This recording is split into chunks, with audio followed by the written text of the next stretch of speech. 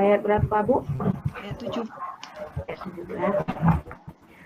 A'udzu billahi minasyaitonir rajim. Bismillahirrahmanirrahim. Huwallazi anzala 'alaikal kitaba minhu ayatun muhkamatun hunna ummul kitabi wa ukhar wal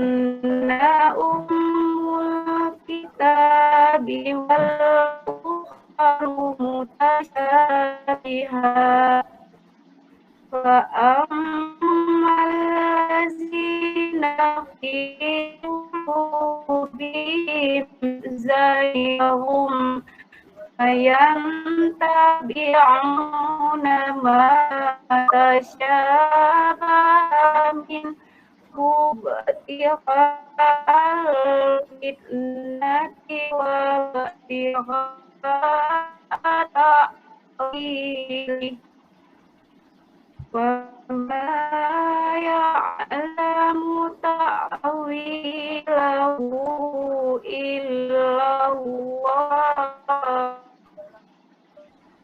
warasikhuna fil ilmi yaquluna amanna fil ilmi yaquluna amanna bi kullum min indi rabbina wa ma yazakkaru illa ulul albab. Sadaqallahul azim. Ibu ada kertas di depan, Ibu, sama alat tulis? Iya.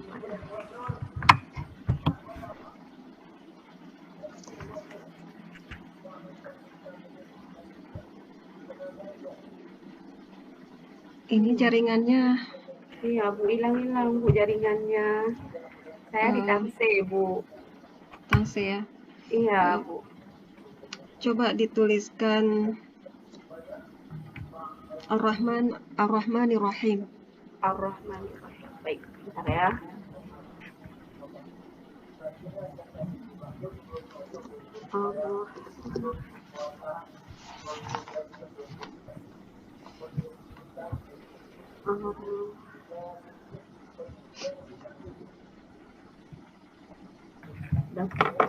Nampakkan ke kamera. Nampak, Bu? Ya, sudah. Bu Eli ngajar kelas berapa? Kelas 3, Bu. Kelas 3 SD? Iya. Materi apa yang diajarkan di RPP 1? Salat kewajibanku, Bu. Salat kewajibanku. Ya. Untuk KD 3 apa IPK yang dirumuskan? KD 3 IPK-nya menyebutkan arti salat. Menyebutkan arti salat. Iya. Kemudian yang KD coba yang IPK 2, IPK 2. Untuk kan IPK-nya berapa indikator yang diturunkan? Berapa indikator pencapaian kompetensi yang diturunkan untuk pertemuan pertama? 1, Bu, menyebutkan arti salat. Hanya menyebutkan. Di 4.8 ada mengidentifikasi contoh mana ibadah salat, Bu. Mengidentifikasi contoh ibadah salat. Iya, Bu. Ya. Itu dengan gambar. Bagaimana mereka anak siswa peserta didik mengidentifikasi? Contoh makna ibadah salat. Iya, Bu, dengan memperlihatkan gambar, Bu. Karena kelas 3 ya? Iya, Bu, kelas 3.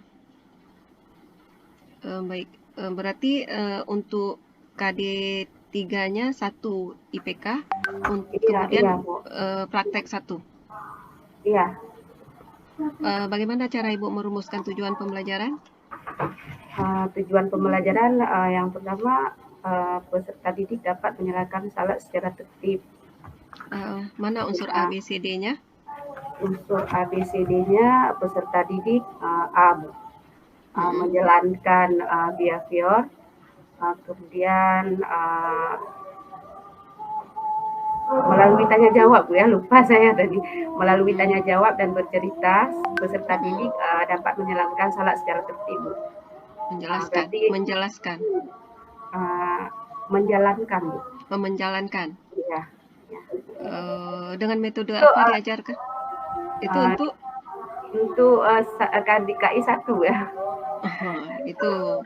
Ya, karena kan berarti kan harus dibedakan KI 1, KI 2, KI 3, KI 4. Tapi yang dibelajarkan, yang tujuan pembelajaran yang dirumuskan cukup untuk KD 3 dan KD 4 saja. Iya. Berarti KD 3-nya menyebutkan arti salat. Menyebutkan arti salat. Iya. Kemudian di materi ajar. Materi ajar itu ada unsur fakta, konsep, prinsip dan prosedur. Kalau untuk materi itu apa yang Ibu masukkan di materi konsepnya, di prinsipnya, di prosedurnya untuk IPK mengetahui makna sholat? Materinya apa yang disampaikan? Mengetahui makna salat. Berarti saya menjelaskan maknanya Bu. Itu menjelaskan makna salat. Itu untuk materi konsep atau materi fakta? Konsep. Untuk materi fakta?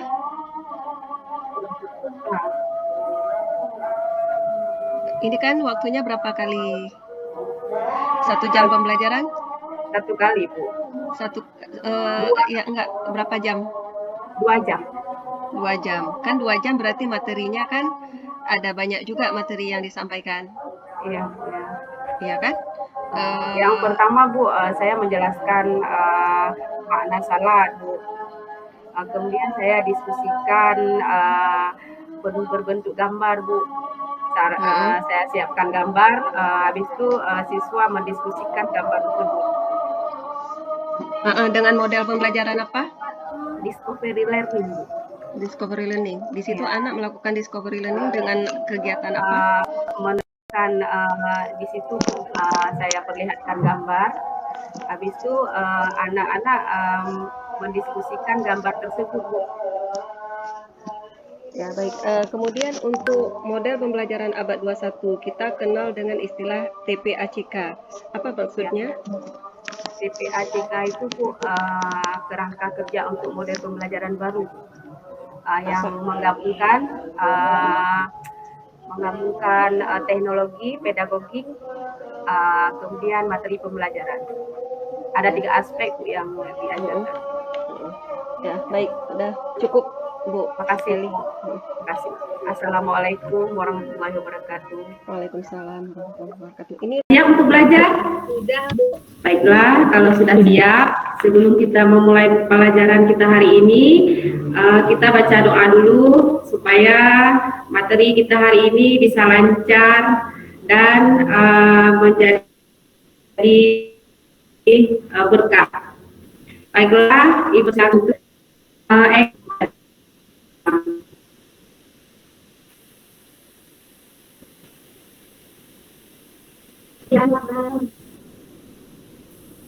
Rabbi zidni ilman wa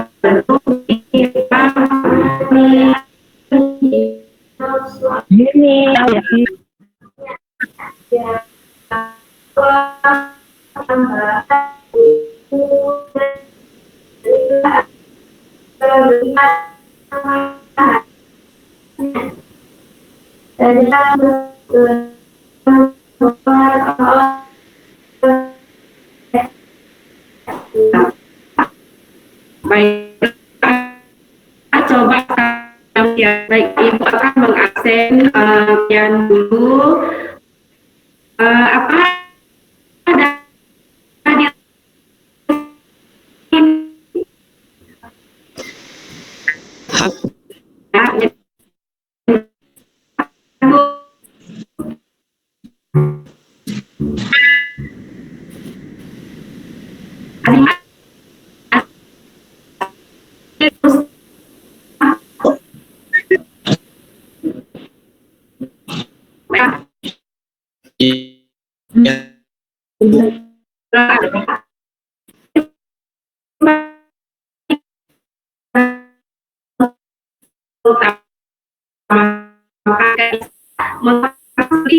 kita. Ya, baiklah, sekarang Ibu lanjutkan ini ada Ibu sedikit yang ingat. Ibu yakin anak-anak semua sudah pada melaksanakan salat, bukan? Sudah, Bu. Iya, sudah, Bu, sudah. Ya, sudah semua ya. Baiklah, sekarang Ibu lanjutkan dengan diharapkan nanti kita setelah mempelajari materi kita hari ini, kita harus menjalankan salat secara tertib, menunjukkan sikap hidup tertib sebagai implementasi dari pemahaman makna ibadah salat, menjelaskan pentingnya melaksanakan salat, menyebutkan contoh makna hikmah salat dengan benar, dan selanjutnya menjelaskan hikmah ibadah salat dengan benar. Anak-anak, salat bukan sekedar kita melaksanakan untuk memenuhi kewajiban kita, ya. Namun salat itu juga ada hikmahnya. Ya, anak-anak. Nah, hikmah salat ya. Salat akan memberi hikmah yang bermanfaat jika dilaksanakan dengan sempurna dan memenuhi syarat rukun dan khusyuk dan ikhlas karena Allah Subhanahu wa taala. Nah, di bawah ini coba perhatikan anak-anak, ada beberapa hikmah salat.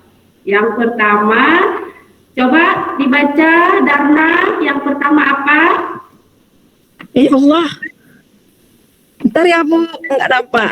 Yang pertama selalu mengingat Allah, Bu. Selalu mengingat Allah, ya bagus ya. Selalu mengingat Allah. Hikmah yang pertama adalah selalu mengingat Allah. Apabila kita rajin melaksanakan salat, maka kita banyak mengingat Allah Subhanahu wa taala. Dan sebaliknya anak-anak, jika kita tidak mengerjakan salat, berarti kita tidak mengingat Allah. Allah. Baik, yang kedua coba Asmaul Husna baca. Yang kedua apa hikmahnya? Disiplin waktu, hidup bersih, hidup tertib dan teratur. Ya, Bersih dan rendah hati. Ya, hikmah yang kedua yaitu mendekatkan diri kepada Allah. Nah, karena salat itu merupakan sarana untuk mendekatkan diri kita kepada Allah Subhanahu wa taala. Jadi, dengan salat kita ingat Allah. Allah dengannya Allah Subhanahu wa taala kepada kita, sehingga akan semakin mendekatkan diri kita kepada Allah. Dan sebaliknya, jika kita tidak melaksanakan salat, maka kita akan semakin jauh dengan Allah, ya. Coba yang ketiga, Fauzia. Coba hikmah yang ketiga apa? Coba dibaca. Fauzia, coba dibaca yang ketiga. Ya, Bu. Iya, coba dibaca yang ketiga. Hikmah apa? Yang ketiga, Ya. disiplin waktu. Iya, bagus ya. Karena salat itu sudah ditentukan waktunya ya, maka akan selalu menggunakan waktunya dengan baik. Salat zuhur kita kerjakan di waktu zuhur, salat asar kita kerjakan di waktu asar, dan juga salat maghrib kita kerjakan di waktu maghrib. Kita harus disiplin waktu ya. Coba nomor 4 apa? Coba Azimar yang nomor 4 apa? Hidup bersih, Bu. Iya, hidup bersih ya. Sebelum kita salat, kita harus bersuci. Nah, sebelum salat berarti kita sudah membersihkan diri dengan cara bagaimana kita membersihkan diri anak-anak? Dengan cara mandi, Iya, pinter. Dengan cara berwudu. Jadi orang yang salat itu hidupnya selalu Bersih. bersih. Baik, yang nomor 5, siapa yang mau baca? Coba. Nomor 5. Hidup tertib dan teratur, Bu. Iya, hidup tertib dan teratur. Jadi, salat memiliki rukun yang tertib urutannya. Ya, dimulai dari takbiratul ihram dan diakhiri dengan salam. Maka salat itu mengajarkan kita untuk hidup tertib dan teratur. Baik, nomor 6, siapa yang mau baca? Bukhari ya. Coba Bukhari nomor 6 apa hikmahnya? Baik, Bu. Bersikap rendah hati, Bu. Iya, bagus. Bersikap rendah hati. Jadi pada saat kita mengucapkan Allahu Akbar, kita akan memahami hanya kepada Allah yang Maha Besar. Maka dalam salat itu seorang sama derajatnya ya. Artinya kita tidak boleh bersifat sombong. Kita harus rendah hati ya. Coba nomor 7 apa? Hidup damai dan menyebarkan keselamatan. Iya, hidup damai dan menyebarkan keselamatan. Artinya apa?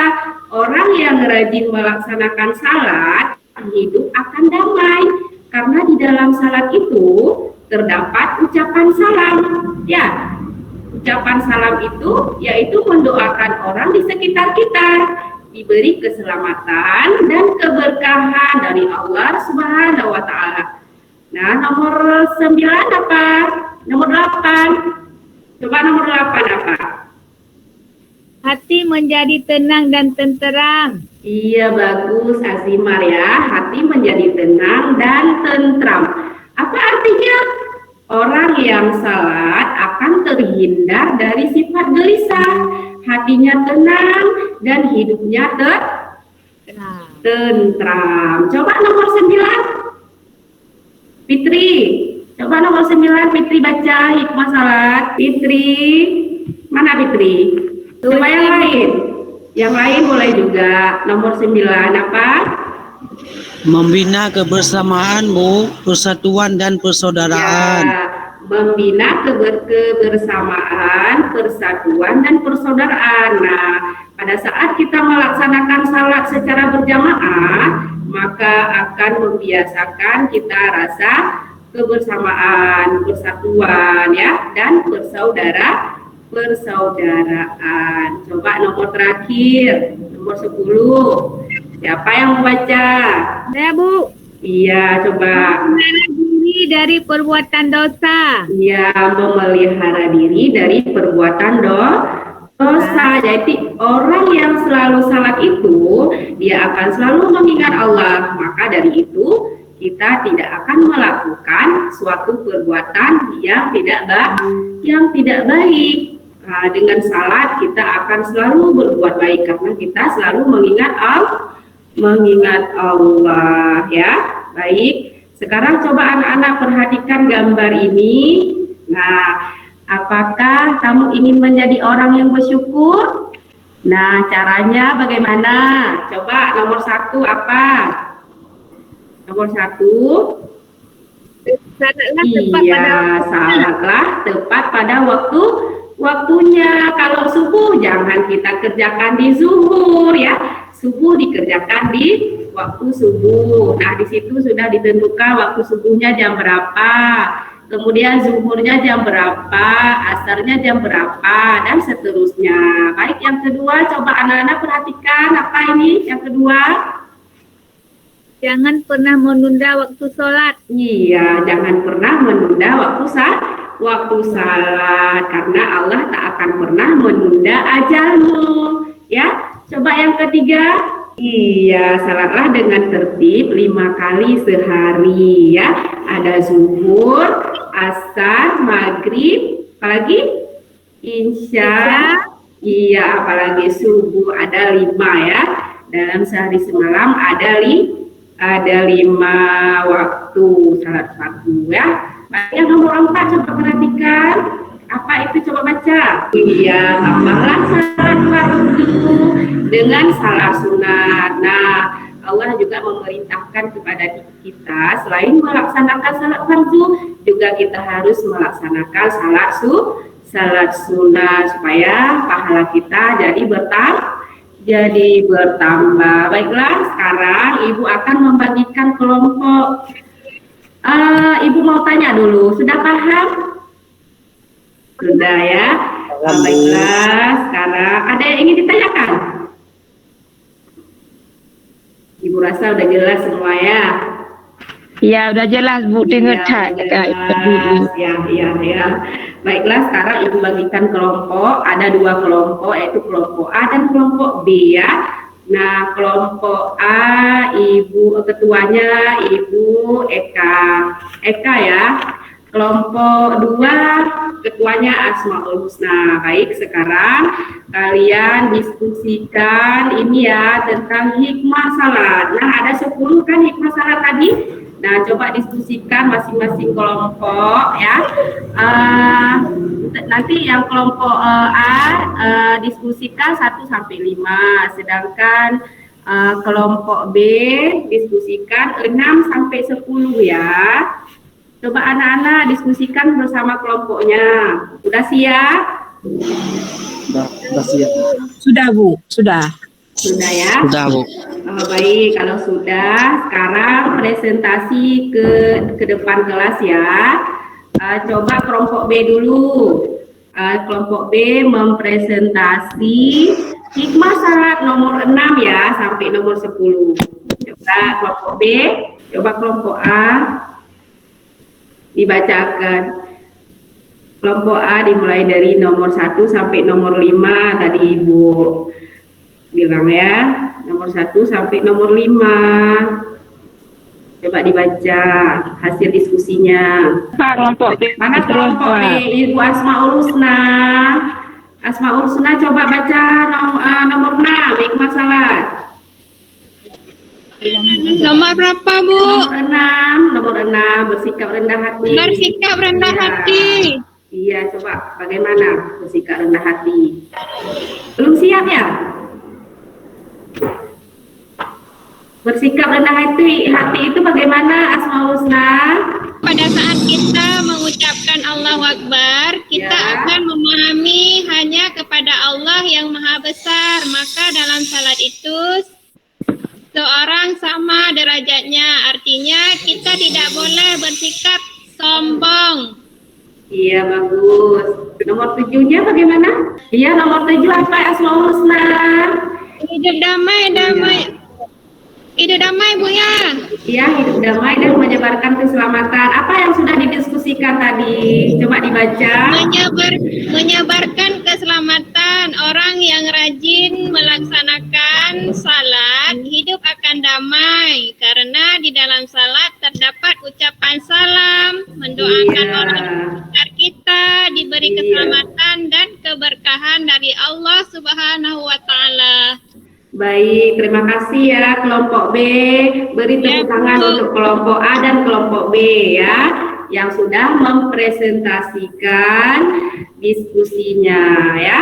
Baik, sekarang sebelum Ibu menutup pelajaran kita, mari kita sama-sama mengucapkan Alhamdulillah. Baik anak-anak, untuk hari ini Ibu cukupkan di sini dulu. Hanya ini yang dapat Ibu sampaikan. Billahi taufik wal hidayah. Assalamualaikum warahmatullahi wabarakatuh. Waalaikumsalam warahmatullahi wabarakatuh. wabarakatuh.